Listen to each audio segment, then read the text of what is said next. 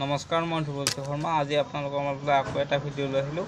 আজিৰ ভিডিঅ'টোত আমি আকৌ জুবিন দাৰ ওপৰত অলপমান কথা পাতিম। আপোনালোকে ভিডিঅ'টো চাব, যদি ভাল লাগে লাইক, কমেণ্ট, শ্বেয়াৰ, ছাবস্ক্ৰাইব কৰি দিব।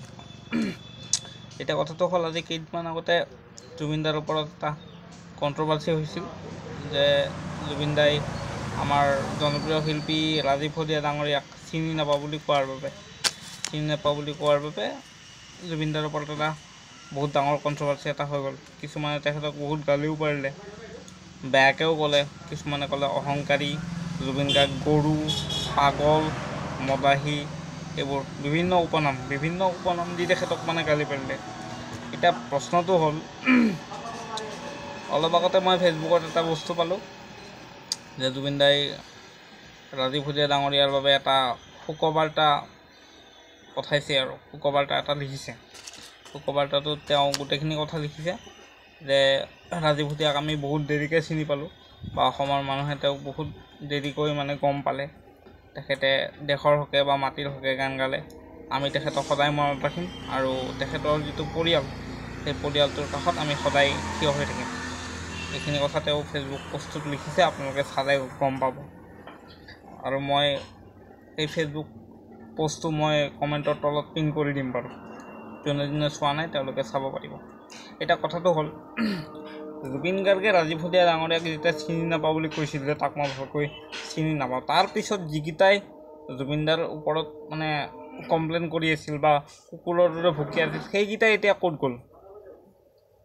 সেইকেইটাৰ এতিয়া একো কাম বন নাই নেকি? এই জুবিন গাৰ্গে যে এতিয়া শোকবাৰ্তাটো পঠালে, এতিয়া তেওঁলোকে কি ক'ব?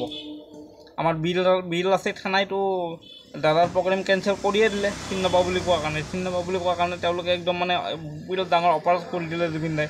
সেইকাৰণে দাদাক প্ৰগ্ৰেমৰ পৰাই কেঞ্চেল কৰি দিলে। এতিয়া তেওঁলোকে কি ক'ব? জুবিন দাই এই যে শোকবাৰ্তাটো পঠালে, তেওঁলোকে জুবিন দাক ধন্যবাদ বুলি ক'বলৈ সাহস হ'বনে? এতিয়া আপোনালোকৰ সাহস হ'বনে জুবিন গাৰ্গক ধন্যবাদ বুলি ক'বলৈ, যে জুবিন দা আপুনি যে শোকবাৰ্তাটো পঠালে তাৰ কাৰণে আপোনাক ধন্যবাদ, তেনেকৈ ক'বলৈ আপোনালোকৰ সাহস হ'ব জানো? এনেই অলপমান কিবা দাদাই কৈ দিলেই যে আপোনালোকে পোকৰৰ পিছত দৌৰি থাকে কিহৰ কাৰণে? দাদাই কৈছিলে যে তাক মই ভালকৈ চিনি নাপাওঁ, সেইটো কি ডাঙৰ কথা? চিনি নাপাব পাৰে, আমিওতো কাৰোবাক চিনি নাপাওঁ। এতিয়া জুবিন দাকো কোনোবাই চিনি নাপাব পাৰে, সেইবিলাক আমি কি জেং কৰি থাকিম নেকি? জুবিন দাকো কোনোবাই চিনি নাপাওঁ বুলি ক'ব পাৰে। ৰিচেণ্টলি দেখোন এই গুৱাহাটীত কোনোবা এটা বলিউডৰ ছিংগাৰ আহি কিনে সাংবাদিকে যেতিয়া সুধিছিল যে আপুনি জুবিন দাৰ বিষয়ে কি ক'ব, তেওঁ দেখোন কৈছে যে মই এই বিষয়ে একো নকওঁ, কাৰণ তেখেতক মই ভালকৈ নাজানো। তো আমিতো জুবিন অনুৰাগীবিলাকেতো হাল্লা কৰি থকা নাই গুৱাহাটীৰ ৰাজপথত আমি প্ৰতিবাদ কৰিব গৈছোঁ নেকি? আমিতো প্ৰতিবাদ কৰিব যোৱা নাই নহয়।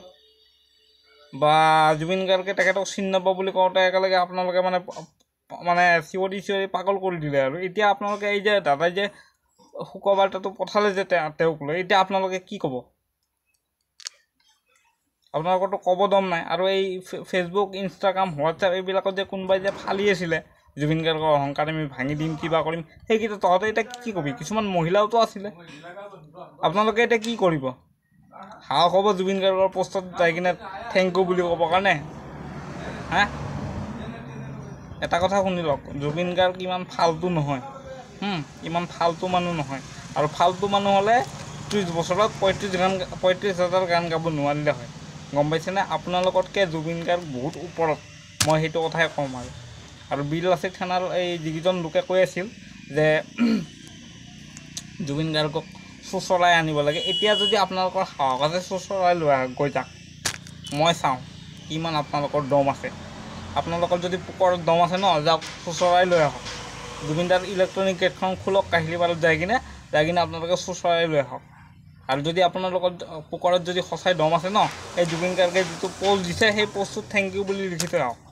আৰু ইনষ্টাগ্ৰামত যিকেইটা মাইকীয়ে ফালি আছিলে যে জুবিন গাৰ্গৰ অহংকাৰ ফালি পেলাম, বহুত অহংকাৰী হ'ল, সেইকেইটাক কৈছোঁ, তহঁতে যাই পেলাই তলত কমেণ্ট কৰ কিমান দম আছে ময়ো চাম। বাকী একো নকওঁ আৰু। নমস্কাৰ, আপোনালোকে ভিডিঅ'টো চাব আৰু যিমান পাৰে শ্বেয়াৰ কৰক, সেই কুকুৰকেইটাই যাতে পায় ভিডিঅ'টো।